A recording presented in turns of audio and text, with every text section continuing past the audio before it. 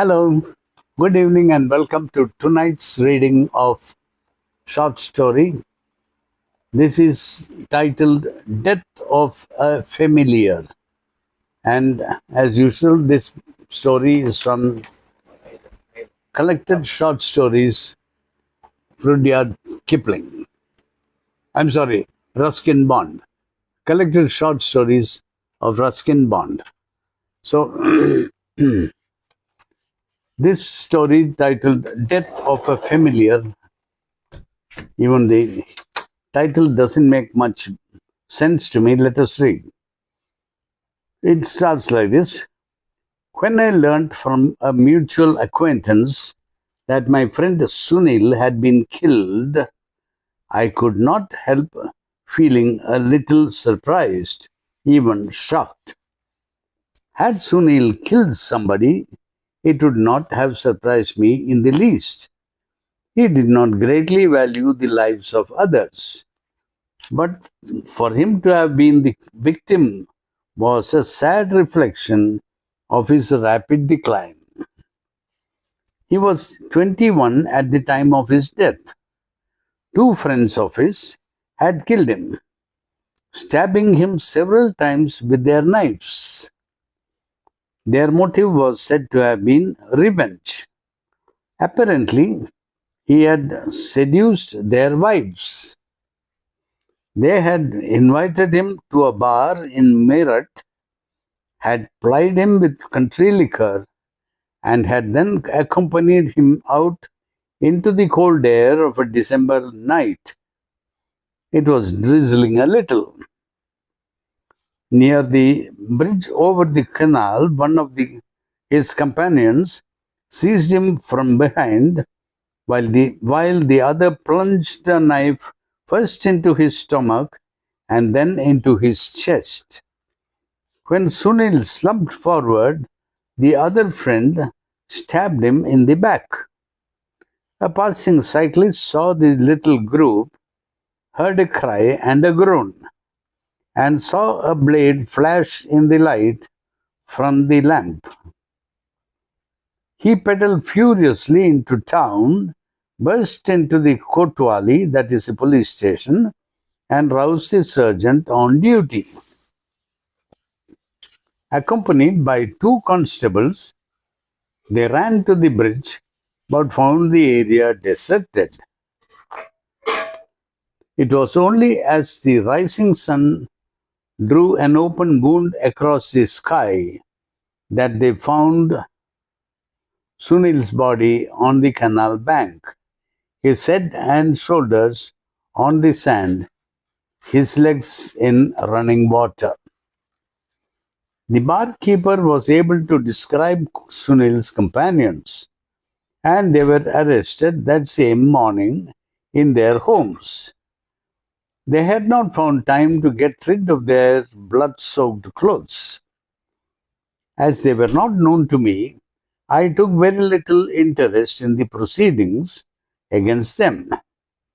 But I understand that they have appealed against their sentences of life imprisonment. I was in Delhi at the time of the murder, and it was almost a year since I had last seen Sunil. We had both lived in Shanghai, in Shahganj, and had left the place for jobs. I to work in a newspaper office, he in a paper factory owned by an uncle. It had been hoped that he would in time acquire a sense of responsibility and some stability of character. But I had known Sunil for over 2 years, and in that time it had been made abundantly clear that he had not been born to fit in with the conventions. And as for character, he had the stability of a grasshopper. He was forever in search of new adventures and sensations, and this appetite of his for every novelty led him into some awkward situations. He was a product of partition. When India became independent, the country was partitioned. 1947.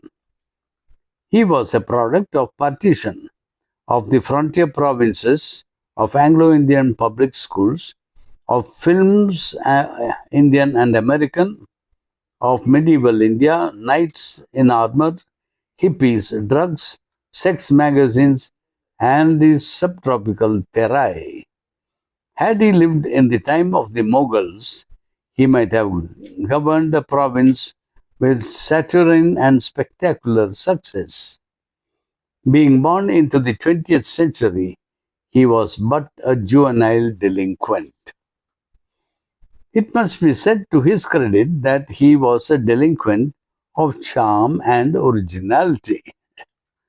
I realized this when I first saw him, sitting on the wall of a football stadium, his long legs looking even longer and thinner because of the tight trousers he wore, his long legs dangling over the ball, his chappals trailing in the dust of the road, while his white bush shirt lay open, unbuttoned, showing his smooth brown chest. He had a smile on his long face, which, with its high cheekbones, gave his cheeks a cavernous look, an impression of unrequited hunger. We were both watching the wrestling. Two practice bouts were in progress. One between two thin, undernourished boys, and the other between the master of the akhada, that is the gymnasium, and a bearded Sikh who drove trucks for a living. They struggled in the soft mud of the wrestling pit, their well-oiled bodies glistening in the sunlight that filtered through a massive banyan tree. I had been standing near the gym for a few minutes when I became conscious of the young man's gaze. When I turned round to look at him, he smiled satanically. "Are you a wrestler too?" he asked. "Do I look like one?" I countered. "No, you look more like an athlete," he said. "I mean a long distance runner, very thin." "I'm a writer," I said. "Like long distance runners, most writers are very thin." "You are an Anglo-Indian, aren't you?" he asked. "My family history is very complicated. Otherwise, I would be delighted to give you all the details," I said. "You could pass for a European, you know. You are quite fair, but you have an Indian accent. An Indian accent is very similar to a Welsh accent," I observed. "I might pass for Welsh, but not many people in India have met Welshmen." He chuckled at my answer, then stared at me speculatively. "I say," he said at length, as though an idea of great weight and importance had occurred to him. "Do you have any magazines with pictures of dames?" He asked. "Well, I may have some old Playboys. You can have them if you want," I said. "Thanks," he said, getting down from the wall. "I'll come and fetch them. This wrestling is boring anyway." He slipped his hand into mine, a custom of no special significance, and began whistling snatches of Hindi film tunes and the latest American hits. I was living at the time in a small flat above the town's main shopping center. Below me, there were shops, restaurants, and a cinema. Behind the building lay a junkyard littered with the framework of vintage cars and broken down Tongas. I was paying 30 rupees a month for my 2 rooms and 60 to the Punjabi restaurant where I took my meals. My earnings as a freelance writer were something like 150 rupees a month. Is sufficient to enable me to make both ends meet, provided I remained in the backwater that was Shahganj. Sunil, I learned in this name during the walk. uh, Sunil made himself at home in my flat as soon as he entered it. He went through all my magazines, books, and photographs with the thoroughness of an executor of a will. In India, it is customary for people to try and find out all there is to know about you. And Sunil went through the formalities with considerable thoroughness. While he spoke, his roving eyes made a mental inventory of all my belongings. These were few: a typewriter, a small radio, and a cupboard full of books and clothes, besides the furniture that went with the flat. I had no valuables. Was he disappointed? I could not be sure. He wore good clothes and spoke fluent English. But good clothes and good English are no criteria for honesty. He was a little too glib to inspire confidence. Apparently, he was still at college. His father owned a cloth shop, a strict man who did not give his son much spending money. But Sunil was not seriously interested in money, as I was shortly to discover. He was interested in experience and searched for it in various directions. You have a nice view, he said, leaning over my balcony and looking up and down the street. You can see everyone on parade. Girls, they are becoming quite modern now. Short hair and small blouses, tight salwars, maxis, minis, falsies. Do you like girls? Well, I began, but he did not really expect an answer to his question. What are little girls made of? That's an English poem, isn't it? Sugar and spice and everything nice. And I don't remember the rest. He lowered his voice to a confidential undertone. Have you had any girls? Well, I could not proceed before that. He said, I had fun with a girl, my cousin. She came to stay with us last summer. Then there's a girl in college who is stuck on me. But this is such a backward country. We can't even be seen together in public. And I can't invite her to my house. Can I bring her here someday? Well, I don't know. I hadn't lived in a small town like Shahganj for some time and wasn't sure if morals had changed along with the fashions. Oh, not now, he said. There's no hurry. I'll give you plenty of warning. Don't worry. He put an arm around my shoulders and looked at me with undisguised affection. We are going to be great friends, you and I. After that, I began to receive almost daily visits from Sunil.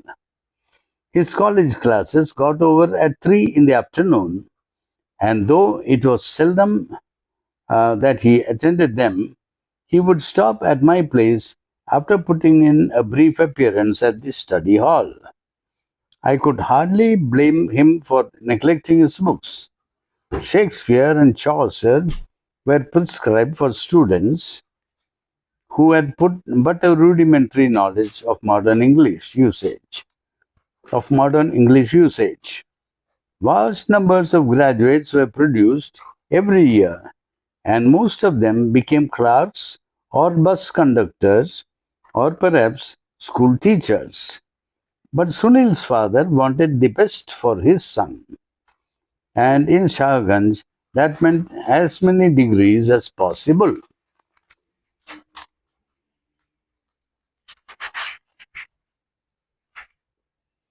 Sunil would come stamp, stamping up to my room, waking me from the siesta, which had become a habit during summer afternoons. When he found that I did not relish being woken up, he would leave me to sleep while he took a bath under the tap. After making liberal use of my hair cream and aftershave lotion, he had just begun shaving, but used the lotion on his body. And then he would want to go to a picture or a restaurant and would sprinkle me with cold water so that I leapt off the bed. One afternoon, he felt more than usually ebullient and poured a whole bucket of water over me, soaking the sheets and mattress. I retaliated by flinging the water jug at his head. It missed him and shattered itself against the wall. Sunil then went berserk and started splashing water all over the room, while I threatened and shouted. When I tried restraining him by force, we rolled over on the ground, and I banged my head against the bedstead and almost lost consciousness. He was then full of contrition and massaged the lump on my head with hair cream and refused to borrow any money from me for that. On that day, Sunil's borrowing consisted of extracting a few rupees from my wallet, saying he needed the money for books or a tailor's bill or a shopkeeper who was threatening him with violence, and then spending it on something quite different. Before long, I gave up asking him to return anything, just as I had given up asking him to stop seeing me.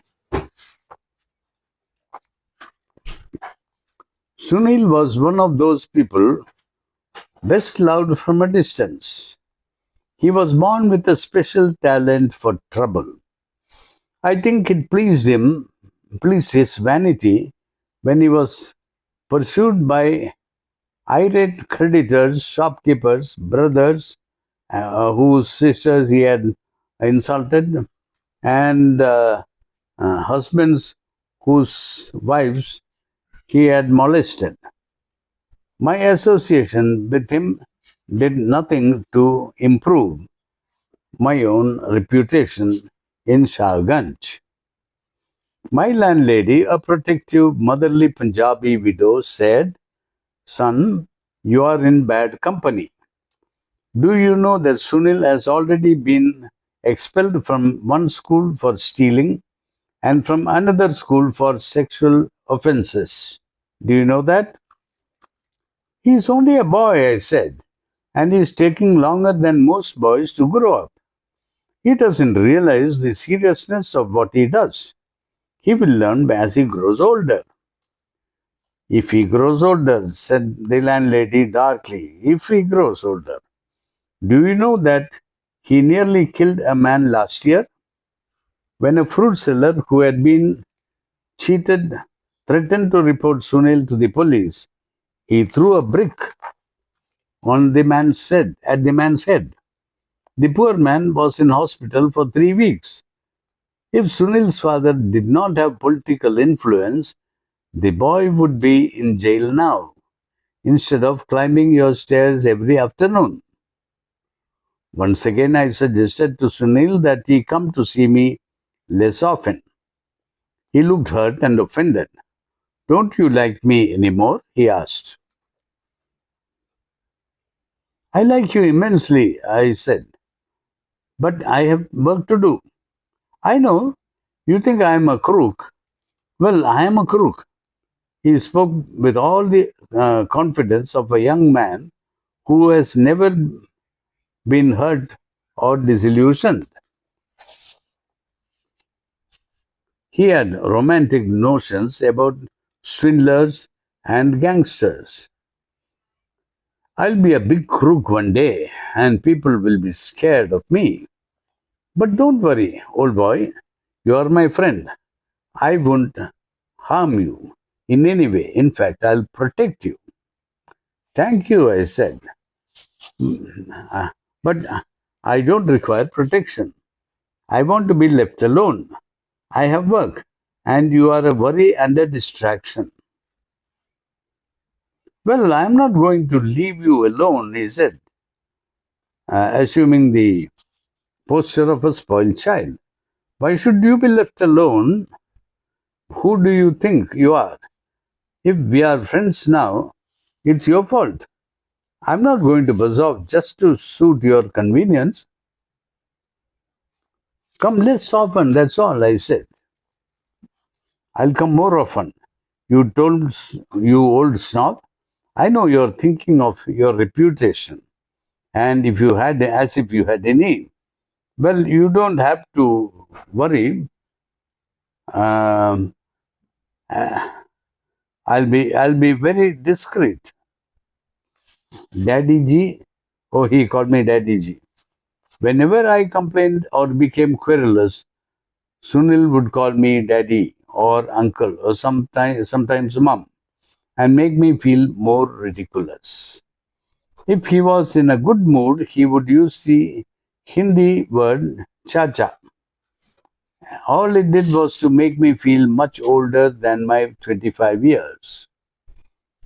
Sunil turned up one afternoon with blood streaming from his nose and from a gash across his forehead. He sat down at the foot of the bed and began dabbing his face with the bed sheet. "What have you done to yourself?" I asked him in some alarm. "Some fellows beat me up. There were three of them. They followed me on their cycles." I think I'll continue a little later after that machine stops. Please.